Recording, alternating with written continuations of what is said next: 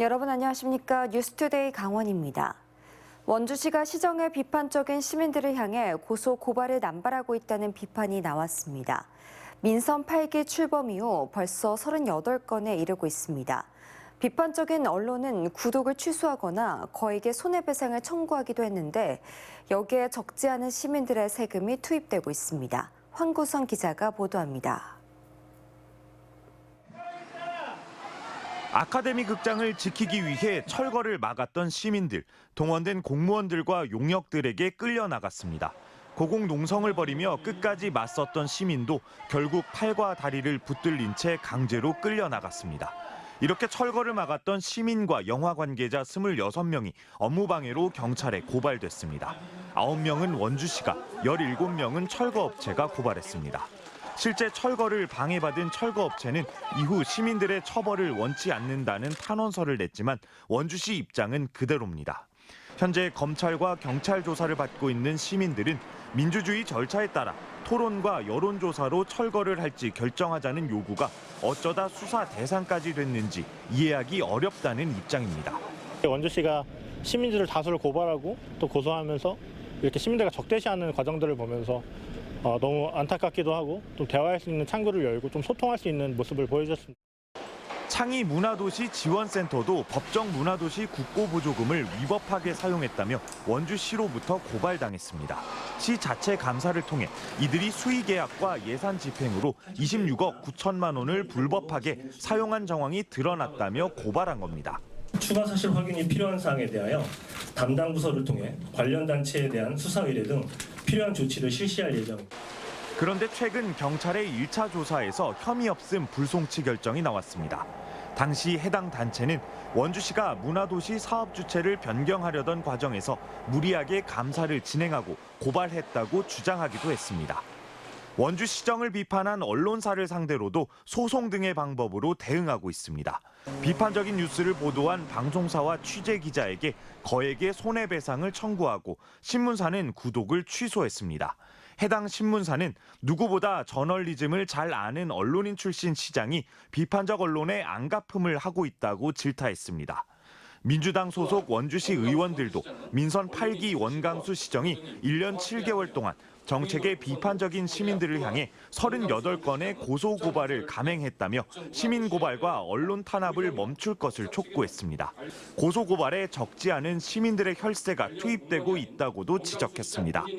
원주시장은 시민 고발, 언론 탄압을 통해 민주주의 후퇴의 단초를 제공하고 있고 이에 따른 사회적 비용 또한 고스란히 원주 시민의 혈세로 낭비되고 있으므로 원주시는 시의원들의 기자회견에 일부 사실과 다른 부분이 있고 원주시가 무분별한 고소고발을 남발하고 있다는 주장도 사실이 아니라고 설명했습니다. MBC 뉴스 황구선입니다. 농어촌공사가 농업인의 빚을 갚아주기 위해 농지를 사들인 뒤 이 농지를 다시 싸게 빌려주는 경영회생 지원 사업이 있습니다. 이런 농지는 해당 농업인이 나중에 다시 살 수 있도록 하고 있는데 실제로 다시 찾지 못하는 일이 많습니다. 특히 고랭지 농업지역에서 이런 일이 아주 잦은 것으로 나타났습니다. 김영호 기자가 보도합니다. 영동고속도로 대관령 나들목 인근의 토지입니다. 평균 해발고도 700m인 평창 지역에서 고랭지 장복 재배와 겨울철 황태 덕장으로 유명한 곳입니다. 그런데 이 일대 토지의 상당수는 한국농어촌공사의 소유입니다. 농어촌공사가 농업인의 빚을 갚아주는 대신 구매한 땅들인데 일부는 다른 사람에게 팔리기도 했습니다. 농업인 경영 회생 사업은 최대 10년 동안 해당 농업인이 임대권과 환매권을 보장받는 제도인데 농업인은 연간 3% 이자를 감안해 원금과 최대 30%의 이자를 부담하고 토지를 환매할 수 있습니다. 2006년부터 사업이 시작된 이래로 14,000농가가 평균 3억 원을 지원받았습니다.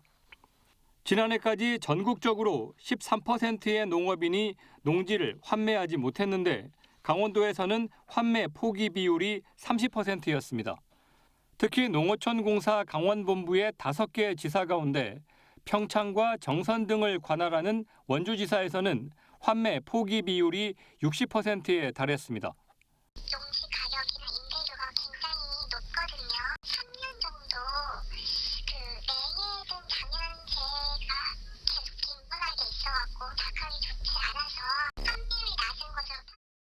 정부는 지난해 환매대금의 분할 기간을 최대 3년 3회에서 10년 10회로 변경하는 등 농가 부담을 완화하겠다고 밝혔지만 농업인 경영회생으로 지원받은 농가가 10년 후에 농지 원금에다 추가 부담해야 할 금액은 평균 1억 원입니다. 농업을 영위하기 위한 농지를 안정적으로 확보하고 우리 이런 제도적 정치를 만들고 이렇게 좀 힘을 써야 되는데 땅 장사하는 거냐 임대료 장사하는 거냐. 마지막으로 지푸라기라도 잡는 심정으로 농업인이 의지하는 경영회생 지원 사업. 농사 비용 상승과 농산물 수입 등으로 인한 농업 경쟁력 하락이라는 근본적 문제가 해결되지 않는 상황에서 농업인의 빚만 잠시 유예해 줄 뿐 오히려 삶의 터전인 땅은 잃고 있는 게 현실입니다. MBC 뉴스 김영호입니다. 얼마 전 콘크리트 맨홀 뚜껑이 부서지면서 길을 걷던 시민이 다치는 사고가 있었습니다. 낡은 콘크리트 맨홀 뚜껑에 의한 사고가 언제 어디서 발생할지 모르는 만큼 주의하셔야겠습니다. 이승현 기자가 취재했습니다. 지난달 말 춘천시 근화동에서 발견된 맨홀 뚜껑입니다. 콘크리트 소재로 닳고 닳아 구멍이 뚫렸습니다. 아래에는 추락 방지 시설도 없습니다. 지난해 12월 부산에서는 길을 걷던 시민이 부서진 콘크리트 맨홀 뚜껑 아래로 떨어져 다치기도 했습니다. 하수구에서 나오는 악취 중에 황화수소 가스가 있는데 이것이 물과 반응하면 황산이 만들어집니다. 근데 이 황산이 콘크리트를 부식시켜서 콘크리트 맨홀 뚜껑은 2000년대부터 쓰이기 시작한 것으로 추정됩니다. 춘천에서는 새로 조성하는 택지지구와 도시계획도로 주변 인도에 주로 설치됐습니다. 보기에 좋다는 이유 때문입니다. 그런데 내구성이 철제에 비해 떨어지면서 최근 문제가 불거지기 시작했습니다. 콘크리트로 만들어진 맨홀 뚜껑인데요. 움푹 파여진 모습을 한눈에 봐도 확인할 수 있습니다. 춘천시는 콘크리트 맨홀 뚜껑 전수조사에 나섰지만 상황은 녹록지 않습니다.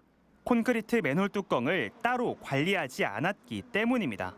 담당 공무원 등 4명이 춘천 전역을 돌며 콘크리트 맨홀 뚜껑을 찾고 있습니다. 인도상에 설치되어 있는 콘크리트 맨홀 뚜껑을 조사를 하고 있고요. 조사한 가운데 이제 좀 파손되거나 이런 부식된 거는 그 외의 것들은 별도 예산을 편성해 2025년까지 교체하겠다고 밝혔습니다. 또 훼손된 콘크리트 맨홀 뚜껑을 발견할 경우 빠른 신고를 당부했습니다. MBC 뉴스 이승현입니다. 제13대 강원대 총장 선출을 위한 선거가 오는 20일 실시됩니다. 국회의원 선거를 앞두고 있는 데다 학교 구성원들만 투표권이 있어 주민들의 관심이 크지 않지만 글로컬 대학의 새 수장을 뽑는 선거여서 앞으로 지역에 끼칠 영향이 적지 않습니다. 이재규 기자가 취재했습니다. 강원대 총장을 뽑는 선거가 1차 공개 토론회를 시작으로 본격 시작됐습니다. 이번 선거에는 모두 6명의 후보가 나섰습니다. 후보들은 각자 공약을 발표하고 상호 토론 시간을 가지며 학교의 발전 방안을 내놓았습니다. 특히 글로컬 대학 선정 이후 발전 방안과 강릉 원주대와의 성공적인 통합 방안에 대한 내용을 공통적으로 제시했습니다. 글로컬 사업의 성공적인 달성이라는 이러한 당면 문제들을 슬기롭게 헤쳐나갈 수 있는 그 위기 대처 능력이 뛰어난 총장을 선출해야 된다는 선거라는 점에서 의의가 있겠습니다. 강원대 총장 선거는 직접 비밀 투표로 진행됩니다. 교수와 교직원, 학생 등 대학 구성원의 투표 반영 비율이 다른데 올해는 교수 67%, 직원 23%, 학생 10%입니다. 지난 선거보다 직원과 학생 반영 비율이 조금 높아졌습니다. 이 10%는 대학 구성원으로서의 최소한의 의사결정 권한 보장이라고 생각합니다. 이에 앞으로에 있을 총장 선거에 있어서 20%의 비율을 보다 확대하여 2차 토론회는 오는 13일 삼척 캠퍼스, 3차 마지막 토론회는 15일 춘천에서 열립니다. 최종 투표는 온라인으로 진행합니다. 선거인단은 교수 900명, 직원 800명, 학생 19,000명 등 21,000명을 넘습니다. 오는 20일 합동 연설회 뒤 투표를 실시해 다득표자 1, 2위를 추천하면 교육부 장관의 임명 제청을 거쳐 대통령이 최종 1명을 총장으로 임명합니다. MBC 뉴스 이재규입니다. 강원경찰청이 어제부터 제22대 국회의원 선거에 대비해 선거사범 수사상황실을 운영합니다. 수사 전담단 21개 팀 배관 6명이 선거범죄 첩보 수집을 비롯해 당내 경선에서 일어나는 불법 행위를 단속합니다. 특히 금품 수수와 허위사실 유포, 공무원 선거 관여와 선거폭력 등 선거 5대 범죄를 집중 단속할 계획입니다. 이에 더해 선거관리위원회와 정당 홈페이지에 대한 해킹 등 불법 행위에도 대응할 방침입니다. 산림항공본부가 봄철 산불 대응을 위해 올해 임차일기 7대를 추가로 운영합니다. 본부는 러시아 우크라이나 전쟁 장기화로 주력 기종인 러시아산 헬기의 부품 수급이 차질을 빚을 것으로 예상되는 만큼 군사용 수송기로 주로 사용하는 시누크 등 7대를 해외에서 임대해 산불 현장에 투입한다고 밝혔습니다. 또 러시아산 헬기의 운행 시간 증가로 발생하는 정비 수요를 최소화하기 위해 현재 산불 외 임무에는 투입하지 않고 있다고 덧붙였습니다. 최근 10년 사이 국내 산불 피해 면적이 25% 증가하는 등 기후 변화로 인한 산불 피해가 커지며 진화 헬기의 역할이 부각되고 있습니다.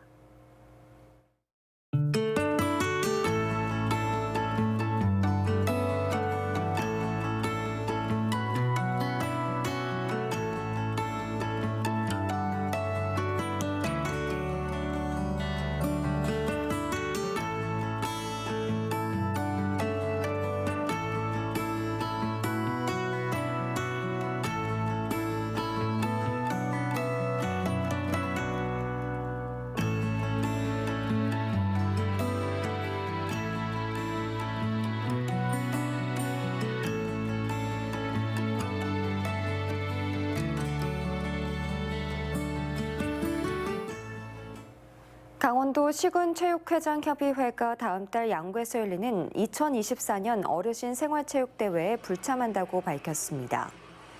협의회는 정기총회에서 올해부터 스포츠재단을 설립한 지자체에서 열리는 모든 대회에 보이콧하는 것을 만장일치로 결정하고 강원도 체육회에 통보했습니다. 어르신 체육대회는 시군체육회에서 선수를 출전시키지 않을 경우 대회 개최 자체가 불가능합니다.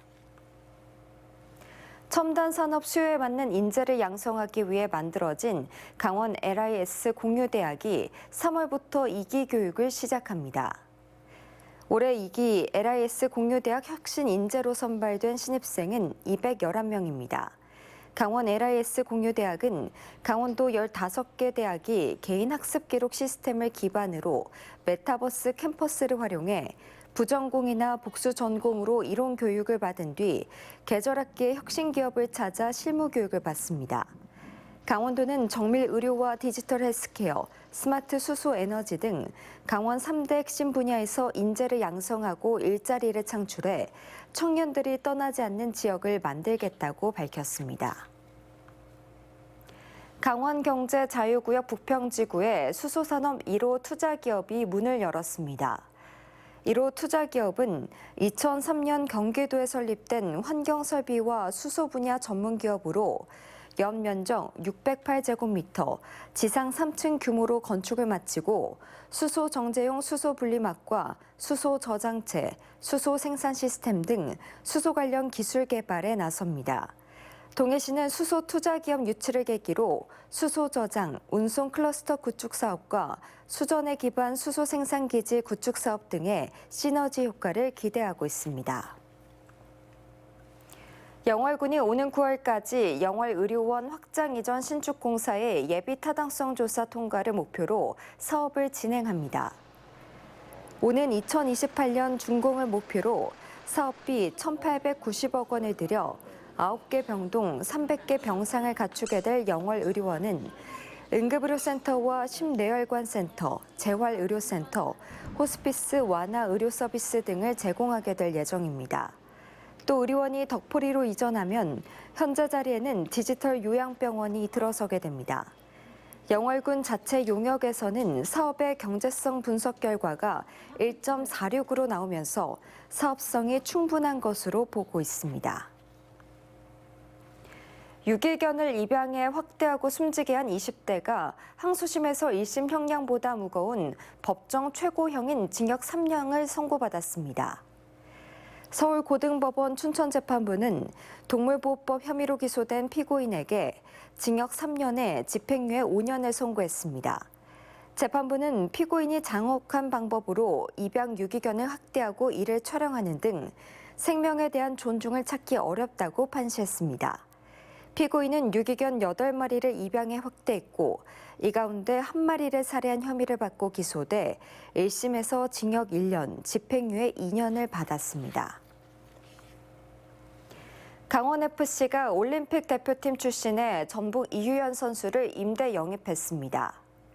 이유연은 탄탄한 신체 조건과 공격력, 킥 능력, 스피드 등을 갖춘 선수로 양측면 공격수와 수비수 등 다양한 포지션을 소화할 수 있는 멀티플레이어입니다.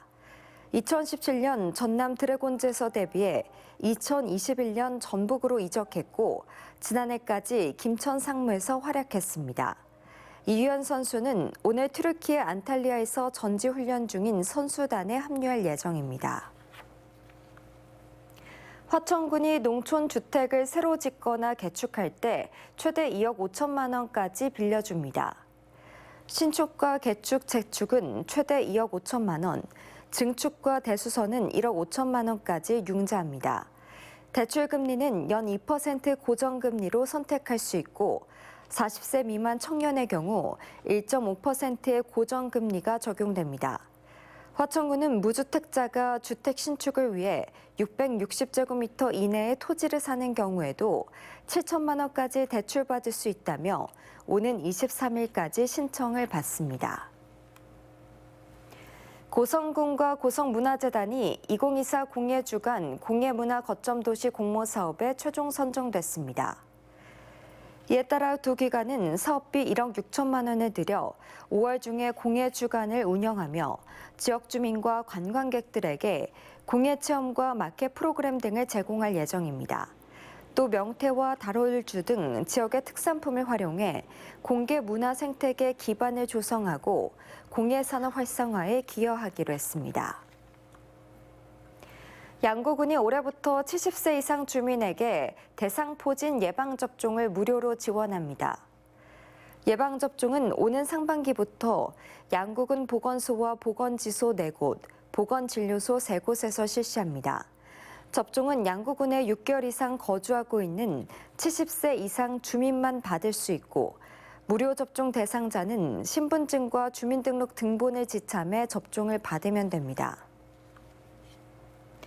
홍천군이 20살 이하 청년에게 운전면허 학원비를 지원합니다. 지원 대상은 홍천군에 3년 이상 주민등록을 두고 운전면허 취득일 기준 연령이 18살에서 20살인 청년입니다. 대상 청년이 지역의 운전면허 학원에 등록해 면허를 취득하면 학원비의 50%를 지원받습니다. 지난해 이 사업으로 260명이 9천만 원을 지원받았습니다. 정선아리랑 문화재단이 올해 정선아리랑제를 10월 2일부터 5일까지 나흘 동안 개최하기로 결정했습니다. 올해 정선아리랑제는 다시 찾고 싶은 정선, 국민고향 정선을 주제로 새롭게 단장한 거칠련 사당에서 제례를 비롯해 정선군립 아리랑 예술단과 지역민 500여 명의 정선 아리랑 대합창 등을 선보일 예정입니다. 이상으로 뉴스투데이 강원을 마칩니다. 시청해주신 여러분 고맙습니다.